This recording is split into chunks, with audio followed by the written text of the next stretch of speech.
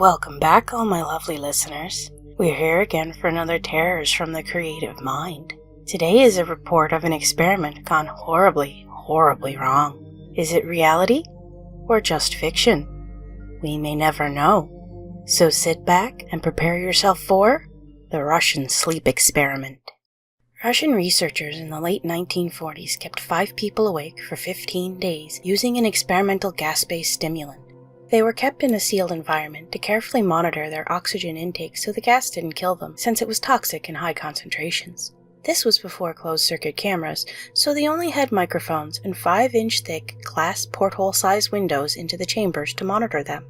The chambers were stocked with books, cots to sleep on, but no bedding, running water and toilets, and enough dried food to last all 5 for over a month.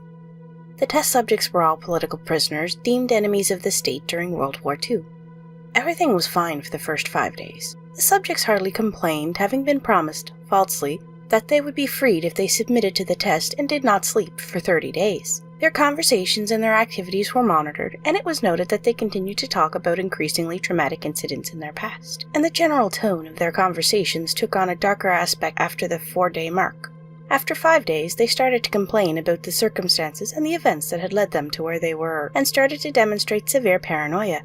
They stopped talking to each other and began alternately whispering to the microphones in the one-way mirrored portholes. Oddly, they seemed to think that they could win the trust of their experimenters by turning over their comrades, the other subjects in captivity with them. At first, the researchers suspected this was an effect of the gas itself. After 9 days, the first of them started screaming. He ran the length of the chamber, repeatedly yelling at the top of his lungs for 3 hours straight. He continued attempting to scream, but he was only able to produce occasional squeaks. The researchers postulated that he had physically torn his vocal cords. The most surprising thing about this behavior was how the other captives reacted to it, or rather, didn't react to it. They continued whispering to the microphones until the second of the captives started to scream. The 2 non-screaming captives took the books apart, smeared page after page with their own feces, and pasted them calmly over the glass portholes. The screaming promptly stopped. So did the whispering to the microphones. After 3 more days passed, the researchers checked the microphones hourly to make sure that they were working, since they thought it impossible that no sound could be coming with 5 people inside. The oxygen consumption in the chamber indicated that all 5 must still be alive. In fact, it was the amount of oxygen 5 people would consume in a very heavy level of strenuous exercise. On the morning of the 14th day, the researchers did something they said they would not to get a reaction from the captives. They used the intercoms inside of the chamber, hoping to provoke any response from the captives they were afraid were either dead or vegetables. They announced, "We are opening the chamber to test the microphones. Step away from the door and lie flat on the floor or you will be shot. Compliance will earn one of you your immediate freedom." To their surprise, they heard a single phrase in a calm voice respond, "We no longer want to be freed." Debate broke out among the researchers and the military forces funding the research. Unable to provoke any more response using the intercom, it was finally decided to open the chamber at midnight on the 15th day. The chamber was flushed of the stimulant gas and filled with fresh air, and immediately, voices from the microphones began to object. 3 different voices began begging, as if pleading for the life of loved ones to turn the gas back on. The chamber was opened, and the soldiers sent in to retrieve the test subjects. They began to scream louder than ever, and so did the soldiers when they saw what was inside. 4 of the 5 test subjects were still alive, although no one could rightly call a state that any of them were in life. Food rations for the past 5 days had not been so much as touched. There were chunks of meat from the dead test subjects' thighs stuffed into the drain in the center of the chamber, blocking the drain and allowing 4 inches of water to accumulate on the floor.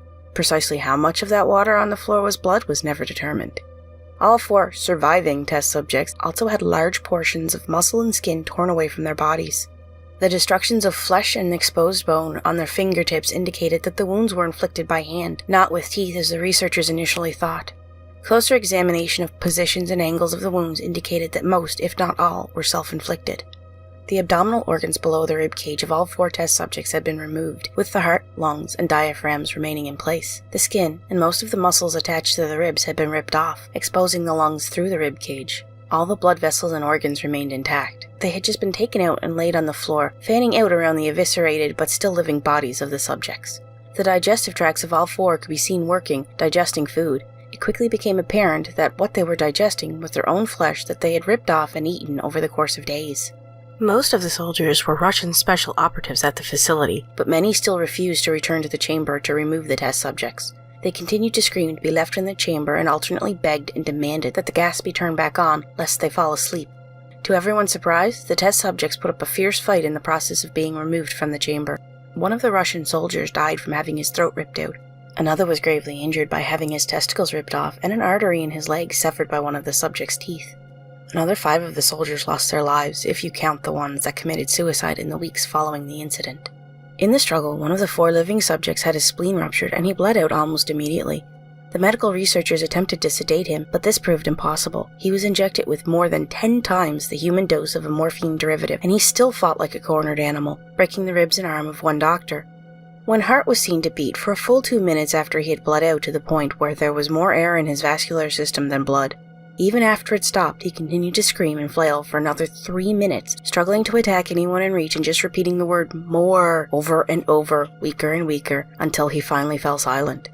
The surviving 3 test subjects were heavily restrained and moved to a medical facility, the 2 with intact vocal cords continuously begging for the gas, demanding to be kept awake. The most injured of the 3 was taken to the only surgical operating room that the facility had.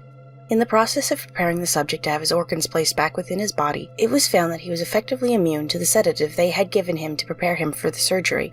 He fought furiously against his restraints while the anesthetic gas was brought to put him under. He managed to tear most of the way through a 4-inch wide leather strap on his wrist, even through the weight of a 200-pound soldier holding that wrist as well. It took only a little more anesthetic than normal to put him under, and the instant his eyes fluttered and closed, his heart stopped. In an autopsy of the test subject that died on the operating table, it was found that his blood had triple the normal level of oxygen. His muscles that were still attached to the skeleton were badly torn, and he had broken 9 bones in his struggle not to be subdued. Most of them were from the force his own muscles had exerted on them. The second survivor had been the first of the group of the 5 to start screaming. His vocal cords destroyed, he was unable to beg or object to surgery, and he only reacted by shaking his head violently in disapproval when the anesthetic gas was brought near him. He shook his head yes when someone suggested, reluctantly, that they try the surgery without anesthetic, and did not react for the entire 6-hour procedure of replacing his abdominal organs and attempting to cover them with what remained of his skin. The surgeon presiding stated repeatedly that it should not be medically possible for the patient to still be alive. One terrified nurse assisting the surgery stated that she had seen the patient's mouth curl into a smile several times whenever his eyes met hers. When the surgery ended, the subject looked at the surgeon and began to wheeze loudly, attempting to talk while struggling. Assuming this must be something of drastic importance, the surgeon had a pen and pad fetched so the patient could write his message. It was simple. Keep cutting. The other 2 test subjects were given the same surgery, both without anesthetic as well, although they had to be injected with a paralytic for the duration of the operation. The surgeon found it impossible to perform the operation while the patients laughed continuously. Once paralyzed, the subjects could only follow the attending researchers with their eyes. The paralytics cleared their system in an abnormally short period of time, and they were soon trying to escape their bonds. The moment they could speak, they were again asking for the stimulant gas. The researchers tried asking why they had injured themselves, why they had ripped out their own guts, and why they had wanted to be given the gas again. Only one response was given: "I must remain awake." All 3 subjects' restraints were reinforced, and they were placed back into the chamber awaiting determination as what should be done with them. The researchers, facing the wrath of their military benefactors for having failed the stated goals of the project, considered euthanizing these surviving subjects. The commanding officer, an ex-KGB, instead saw potential. He wanted to see what would happen if they were put back on the gas. The researchers strongly objected, but were overruled. In preparation for being sealed in the chamber again, the subjects were connected to EEG monitors and had their restraints padded for long-term confinement. To everyone's surprise, all 3 stopped struggling the moment it was let slip that they were going back on the gas. It was obvious at this point that all 3 were putting up a great struggle to stay awake. One of the subjects that could speak was humming loudly and continuously. The mute subject was straining his legs against the leather bonds with all his might. First left, then right, then left again for something to focus on. The remaining subject was holding his head off his pillow and blinking rapidly. Having been the first to be wired for the EEG, most of the researchers were monitoring his brainwaves in surprise.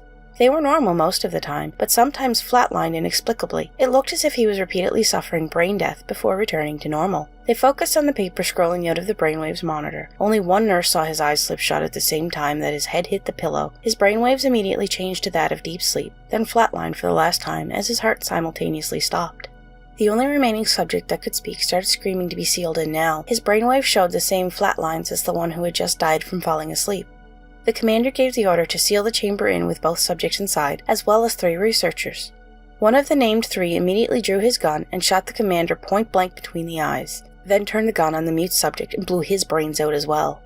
He pointed the gun at the remaining sub, still restrained to the bed as the remaining members of the medical and research team fled the room. "I won't be locked in here with these things. Not with you," he screamed at the man strapped to the table. "What are you?" he demanded. "I must know!" The subject smiled. "Have you forgotten so easily?" the subject asked. "We are you. We are the madness that lurks within all of you, begging to be freed at every moment in your deepest animal mind. We are what you hide from in your beds every night. We are what you sedate into silence and paralysis when you go to that nocturnal haven where we cannot tread." The researcher paused, then aimed at the subject's heart and fired. The EEG flatlined as the subject weakly choked out.